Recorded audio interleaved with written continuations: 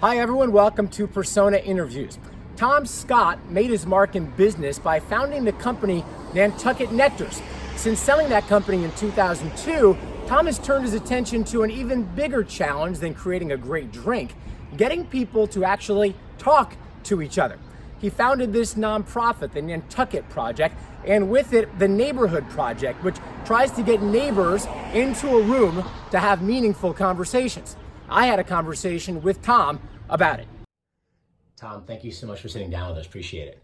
Glad to be here. So what led you, after your successful career in business, Nantucket Nectars, amazing company that you built, to then turn around and build this very new and very different thing called the Neighborhood Project? You know, I think for me, I had the benefit of one, sort of unknowingly creating something who was largely known for authenticity. Now, most people wouldn't say that. I mean, the media would talk about that, and the way people reacted to it related very specifically to authenticity. Today, authenticity is a buzzword, and people talk about it all the time. In those days, they didn't talk about it as much. But I loved that. I loved, this, I always say it's about translation and not creation. The idea being that, like, people who have certain passions, if they can just translate that to other people, well, then they can share in it. You don't have to create anything. You just have to translate it in such a way that it's really useful. Mm-hmm. And I loved that part of Nantucket Nectars. And so, I've made films, I was in the television business, but I became very passionate about learning from people. Mm-hmm. A curiosity of their lives, and then translating that to people, which in turn, the most important part, the most interesting part of that is meaning. And meaning always leads to conversation. Yeah. What are you trying to accomplish with the Neighborhood Project? What are your objectives as a mission? Yeah. The real mission, and I'm saying that because I could give you more objective driven mission statement, but it's really about sharing meaning. Like, that's what it is. And to what end, I don't know. And it doesn't really matter to me. Maybe it's spiritual, maybe it's curiosity or faith or some combination of all of those things. I firmly believe it's like the fuel for a good life. And this could be any kind of meaning. It could be personal, professional. Yeah.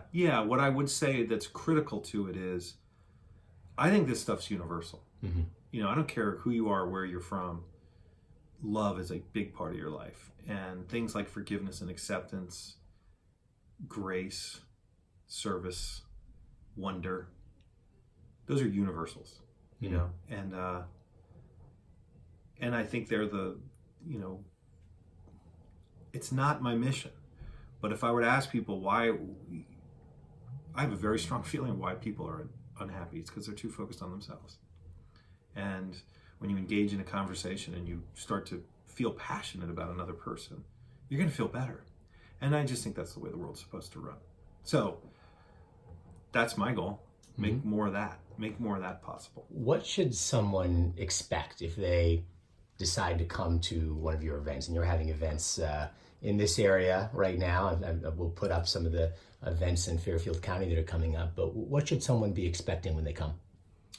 I think you should in some ways expect the unexpected. And I do understand that people sort of think of us as a version of TED or a version of the Aspen Ideas Festival or something, which I get it. I know why they think that. But we have a very specific formula with the way that we make things, which is really about identifying people with spirit, capturing them with we have a process where we say, approach them with love, access your most humble state, use humility, which is another way of saying, I don't know. I'm there to learn. I'm not there to affirm my already, the story isn't written before we go. Then try to identify a truth. So it's love, humility, truth. What's the truth? Now make the story.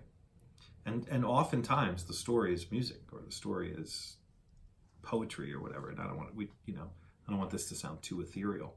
But to the extent that we can then translate the authenticity and the spirit of that person they're going to feel good.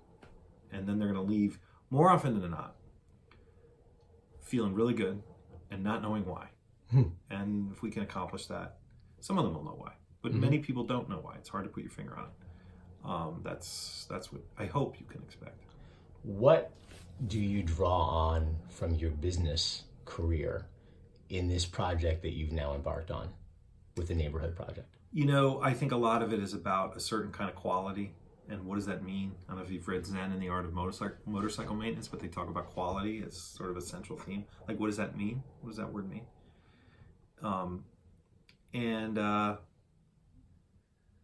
I get hugged sometimes, a lot. With permission, or? Yeah, with permission, or maybe not, but I'm cool with it. It's an emotional reaction to something they've just experienced, or they'll hug each other. I never got that in the juice business, you know. But when I see it, I think, wow, that's a product. Like, when people feel like that, what more could you want in life, you know? And so how do you build the conditions around which you can replicate and scale that? Like, I learned that from business. That's what business is. And I think more often than not, we think of it as like a series of fundamentals: the logo, the brand, the product, the price, etc. And those are all real. But to me, it's like, what's the emotion? What's the feeling? What's the useful deliverable to our life? And that's, I don't know, in some ways that's exactly business. Yeah. In some ways it's exactly not. But that's how we think about it. All right, which is more fun for you, building that business or building this project? This is more fun. I mean, this is harder. Yeah. That was hard too. I mean, starting your own business. I was going to say, if that was easy, we should all be doing it. It was, yeah, and it was very hard. Yeah. This is very hard. But there are moments along the way, I don't know, you know, like I think of it, sports, you know. I loved high school sports. Well, most of the time it was horrible. You're running laps, you're doing drills, but you love it. And I think this business is like that. It's hard. It's very hard. You have to work hard. You work long hours, but you feel good. You know, you feel good. So. All right. Well, good luck with it. Congratulations on what you've done so far. And we all look forward to seeing you in Weston on Sunday and wherever else we might catch you down the road. Thanks. Excellent. Thanks.